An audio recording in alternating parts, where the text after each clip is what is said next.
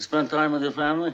Because a man who doesn't spend time with his family can never be a real man. The movie opens in the year 1945 on the day of the wedding of Vito Corleone's daughter, Michael's sister.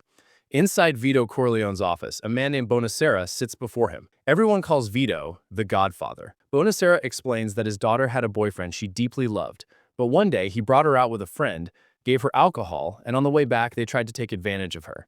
She refused to surrender, so they couldn't violate her, but instead, they beat her mercilessly, leaving her barely alive. When Bonacera visited her in the hospital, her jaw was broken and she couldn't even cry from the pain.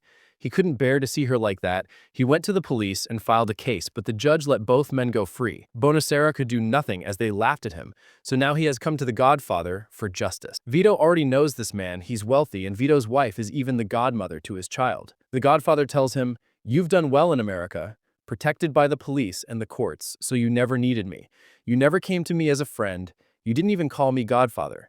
Now you come to me without respect, asking for justice. If you had been my friend, the men who hurt your daughter would be suffering this very moment." After this, Bonacera kisses the Godfather's hand and finally addresses him as Godfather. Vito tells him, "Your request will be granted and consider it my wedding gift to you." Bonacera leaves. Outside, the wedding celebration continues. It's the Godfather's daughter's wedding day, and all the most influential people in the city are in attendance. Vito instructs one of his men to make sure Bonacera's matter is taken care of, then steps outside to join the festivities. The Godfather has 3 sons and 1 daughter. His eldest is Sonny, the middle one is Fredo, and the youngest is Michael. His daughter's name is Connie, Corleone, and today she is the bride. He also has an adopted son, Tom Hagen. As the celebration is underway, Johnny Fontane arrives, Vito's godson, a famous Hollywood singer adored by the public. Everything Johnny has achieved in life he owes to the Godfather. He meets Vito in his office and shares his troubles. His career is falling apart, but a Hollywood director is making a massive war film, and if Johnny can get the lead role, it will save his career. The part wouldn't even require much acting. It's perfect for him. The Godfather assures him, "I'll make him an offer he can't refuse." The director, however, wants nothing to do with Johnny because years ago, he had invested millions in his leading actress and was romantically involved with her until Johnny stole her away. Now, out of spite, he refuses to cast Johnny at any cost. The Godfather tells Johnny he will take care of everything and sends him away. That same night, after the wedding ends, Vito sends his adopted son, Tom Hagen, to Hollywood. Tom is not only Vito's adopted son, but also his lawyer. In Hollywood, Tom meets the director who is making the big war film. Tom politely asks him to give the lead role to Johnny Fontane, but the director flatly refuses, saying, "I'm not afraid of you or the man who sent you here. You don't know me. I can make your life miserable." Tom leaves without further argument. The next morning, the director wakes up to a horrifying sight, the severed head of his beloved horse lying in his bed. This was no ordinary horse, $600,000 on 4. equal to nearly 2 million rupees today, and had been purchased not for racing, but for its prized bloodline. Now its neck rests on his bed, drenched in blood. Terrified, the director has no choice but to give Johnny the role in the film. Meanwhile, back in New York, Tom Hagen returns to the Godfather and informs him that a man named Sollozzo wants a meeting. He's in the drug business. Sollozzo wants the Corleone family's help in his drug business, promising them a large share of the profits. Tom Hagen and Sonny, Vito's eldest son, think the Godfather should take the deal because the drug trade brings in enormous money. A meeting is arranged between Vito and Sollozzo, but after listening to him, the Godfather decides not to get involved. He tells Sollozzo, "I know you'll be successful, and that's fine with me, because our paths will be separate and we won't cross each other." But Vito senses something in Sollozzo's words, an underlying plan he needs to uncover. He calls for Luca Brasi, one of his most dangerous and trusted men who has stood by him many times before. Vito instructs Luca to meet Sollozzo and find out what he's really thinking. Luca goes to the meeting where Sollozzo is accompanied by a man named Bruno Tattaglia. The Tattaglia family is backing Sollozzo in his drug operation. Sollozzo tells Luca, "I need a man like you to work for me. I'll pay you 2 million rupees every month." But Luca Brasi is fiercely loyal to the Godfather. Luca Brasi refuses their offer, so Sollozzo and Bruno Tattaglia strangle him to death. After that, Sollozzo kidnaps Tom Hagen, the Godfather's adopted son and lawyer. Meanwhile, when Vito Corleone is out with his middle son, Fredo, buying fruit, Sollozzo and Bruno appear and open fire on him, shooting him multiple times in the back. Vito is left gravely wounded, lying between life and death, but they spare Fredo, who survives the attack. That day, the Godfather loses his most loyal and trusted man, Luca Brasi, and now he himself is fighting for his life. The responsibility of the entire business family falls on the shoulders of his eldest son, Sonny. On the other side, the Godfather's youngest son, Michael, who has kept himself away from the family's criminal operations and once served as a U.S. Marine in World War II, is out with his girlfriend when she notices a newspaper headline, "The Godfather shot multiple times." After reading the news, Michael calls his brother Sonny and asks, "How's Dad?" Sonny replies, "It's hard to say right now. Just get home as fast as you can. Mom needs you." Michael returns home immediately. Meanwhile, Sollozzo, still holding Tom Hagen captive, tells him, "The Godfather is dead, and I want you to arrange a truce between me and Sonny because he wants to push forward with his drug business." Tom warns him, "Sonny won't let you live." Sollozzo replies, "That's exactly why I want you to calm him down.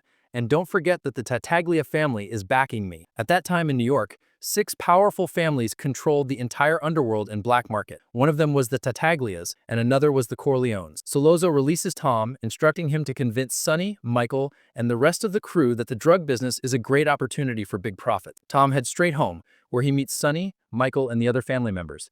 He tells them, if the Godfather doesn't survive, we should consider Sollozzo's offer. But Sonny refuses. Sonny tells Michael to call Luca Brasi, because Luca is one of the strongest and most loyal men in the family. But the call doesn't go through. Just then, a man from their crew walks in carrying a package, saying someone dropped it off and left. When they open it, they find 2 dead fish inside, a Sicilian message meaning Luca Brasi is dead, his body dumped into the sea. The family is devastated. Meanwhile, when Sollozzo learns that the Godfather is still alive, even after being shot 5 times, he panics, because if Vito survives, he will never forgive them. Sollozzo decides to finish the job at the hospital.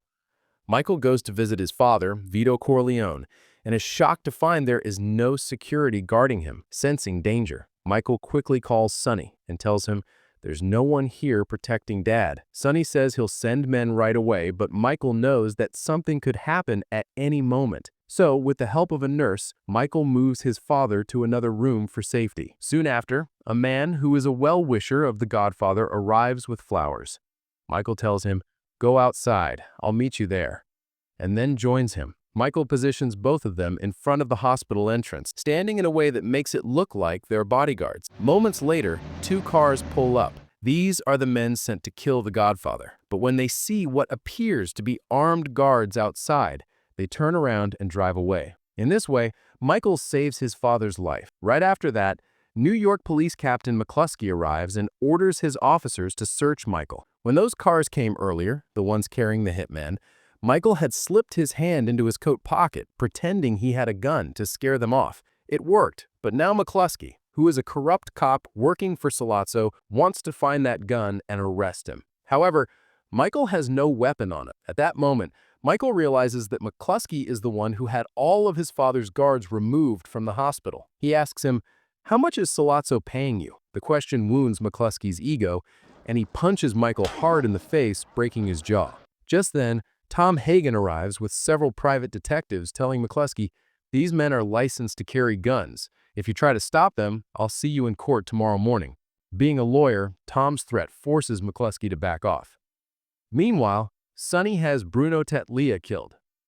Now, Sollozzo requests a meeting with the Corleone family, but insists Michael be the only one to attend. Michael, Sonny, and Tom gather to discuss it. Sonny wants to have McCluskey killed as well, but Tom warns him, "If we do that, the entire New York police force will come after us, and the other 5 Don families will also turn against us.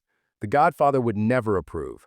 But Sonny, blinded by rage, only wants revenge for his father. Michael then says, "They want to meet with me." He'll attend the meeting, but instructs them to use their contacts to find out exactly where it will be held and to plant a revolver there beforehand. When Captain McCluskey and Sollozzo arrive, Michael plans to shoot them both. Even though McCluskey is a police captain, Michael is determined to kill him because he knows he's corrupt and working for Sollozzo. The meeting is set, and before it begins, Sollozzo's men search Michael. He's clean, with no weapon on him. They sit down in a restaurant, and Sollozzo begins talking business. Michael responds, "First, you must guarantee there will be no more attempts on my father's life." Sollozzo replies, "I'm the one being hunted now, knowing that as soon as the Godfather recovers, he will be the first target." After some tense conversation, Michael excuses himself to use the restroom. Sollozzo searches him again before he leaves, still nothing, because the gun is hidden inside the restroom. Michael retrieves it, returns to the table, and, without hesitation, shoots both Sollozzo and McCluskey dead. In this way, Michael takes revenge for his father and leaves the scene. Although Michael never wanted to be involved in the family business, the situation forces him to stand with them. The murders of Sollozzo and McCluskey become front-page news across New York. The Godfather recovers and returns home, but because Michael's life is in danger, he's sent far away to Sicily. Fredo, the middle brother, is sent to Las Vegas for his safety. In Sicily, Michael sees a beautiful young woman, falls in love with her, and after speaking with her family, marries her. Meanwhile, back in New York, the man who married the Godfather's daughter, Connie, is named Carlo. One day, Carlo brutally beats Connie. When Sonny, the Godfather's eldest son, sees his sister in that condition, he becomes furious, hunts down Carlo, and beats him badly, warning, "If you ever touch my sister again, I'll kill you." But despite this, Carlo once again lays his hands on Sonny's sister. When Connie calls her brother Sonny, he becomes furious and drives alone toward her house to teach her husband Carlo a lesson. But on the way, Sonny reaches a toll booth where several men are waiting. They open fire, hitting Sonny repeatedly until he is dead. Meanwhile, in Sicily, the father of the woman Michael married comes to tell him that his brother is no longer alive. Deeply saddened, Michael decides to return to New York to be with his family. Before leaving, he plans to drop his wife at her father's home. Michael is always accompanied by 2 bodyguards, and as he comes downstairs, his wife is already sitting in the car. He notices one of his bodyguards walking away and calls out to him, but the man starts running. Realizing something is wrong, Michael shouts to his wife, telling her not to start the car. But it's too late. The car explodes in a massive blast, killing her instantly. Back in New York, the Godfather is devastated by the loss of his son, Sonny. That's why he calls a meeting with the heads of all 5 major underworld families. He tells them that things used to be peaceful, but this war has cost them dearly. He has lost his son, and the Tattaglia family has lost theirs. Fighting among themselves will bring nothing. Some of the others accuse him of keeping all the politicians in the church in his pocket, but never sharing their support. The Godfather replies that he has never done that. He's always been willing to help them. The only time he refused was in the drug business, because he believes it will destroy them. Today, the police and government officials who protect them will turn against them if they get into that trade. Don Vito Corleone, the Godfather, is a man who helps others and keeps humanity alive. He knows that the drug trade will ruin the younger generation completely, and that religion itself will never permit such a thing. That is why he has never supported it. But in this room, some still want to do it, promising to keep it away from children. Don Vito Corleone agrees, but makes it clear that his youngest son, Michael, is still out of the country. Michael had to leave the country, but now all charges against him must be cleared. The Godfather warns everyone in the room. If any harm comes to his son, whether it's from a policeman's bullet, a hanging, a lightning strike, or even a car accident, he will hold every single person here responsible, and he will not forgive them. A truce is reached, and business returns to the way it once was. Michael comes back and begins working with his father. A year passes, and one day, Michael meets his old girlfriend. He tells her he's now working with his father. She reminds him that he once swore he would never be like his father or work with him. Michael says he knows his father's ways are old-fashioned, but within 5 years, he will change everything. All their illegal business will become legal. Beyond that, he says he can't tell her more. Michael professes his love and proposes marriage. And they get married. By 1950, they have 2 children. As Michael becomes a father himself, the Godfather grows weaker with age, and Michael now makes all the decisions for the family business.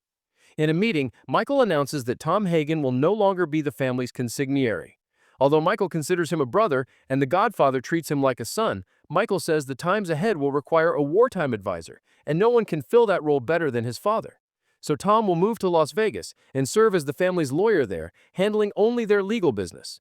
The Godfather supports Michael's decision, trusting his judgment. Michael has to take full responsibility for the family and the business because his older brother is not strong enough to handle it. That's why the Godfather has handed complete control over to Michael. Michael then travels to Las Vegas, where his brother lives at a hotel owned by Mo Green. Michael wants to buy both the hotel and the casino, but Green refuses, saying he gave Michael's brother a place where no one else would take him in. Michael reminds him that the only reason Green got their help back then was because the Corleones invested in his business when he had nothing. Still, Green refuses to sell and walks out. Then Michael calls in Johnny Fontane. Johnny Fontane, the Hollywood singer whose career the Godfather once saved by securing him a major movie role, meets with Michael. Michael tells him that he wants him to come to Las Vegas at least 5 times a year and bring along his celebrity friends, as it would greatly boost the hotel's business. Johnny Fontaine agrees, saying he would do anything for the Godfather. After this, Michael leaves and meets with his father. The Godfather warns Michael about Barzini, the head of another powerful Don family. He tells him that someday someone he completely trusts will arrange a meeting between him and Barzini, and at that meeting, Michael will be killed. The real warning is that whoever sets up that meeting is the traitor. Michael listens to his father carefully. Time passes, and the year 1955 arrives. One day, while playing with his granddaughter, the Godfather suffers a heart attack and dies, leaving behind the vast empire he had built. On the day of his funeral, a man named Tessio, one of the Corleone family's capos, approaches Michael. A capo is someone in a Don's family who carries out the boss's orders and gets work done through others. Tessio is a trusted and loyal capo in the Corleone family. Michael believes in his loyalty until he tells him that Barzini wants to meet with him and that all security arrangements have been taken care of. Michael agrees to set up the meeting, but his father's warning echoes in his mind. The one who arranges your meeting with Barzini and assures your safety is the traitor. The meeting with Barzini is set for the same day as the christening of a sister's baby, where she wants Michael to be the Godfather, and he accepts. But on that very day, Michael's hitmen execute a series of assassinations, killing the other New York Dons, Mo Green, the man who refused to sell Michael his hotel and casino, and Tessio for his betrayal. After this, Michael confronts his brother-in-law Carlo, asking if he had a role in the plot that led to Sonny's death.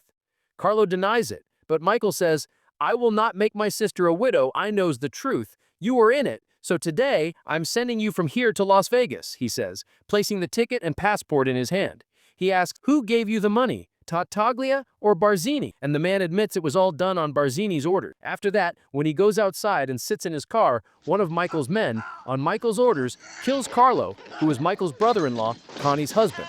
Then Michael returns home, and Connie storms in, cursing him furiously, saying, "You killed my husband." Michael firmly denies it, telling her, "How could I do that? I'm the godfather to your child, and I'd never do such a thing." Michael's wife is listening and asks, "Is it true?" Michael says, "No, nothing like that happened." This reassures her, and she tells him she'll bring him a drink, leaving the room. At that moment, Michael's capos, trusted lieutenants who work at the Don's command, enter, kiss his hand, and address him as Don Corleone. Michael's wife realizes that Michael is now the new Don, and the door to the room closes. In truth, through his sharp mind and decisive moves, Michael has regained the position once held by Vito Corleone, his father, and the original Godfather, and now Michael himself is the new Godfather.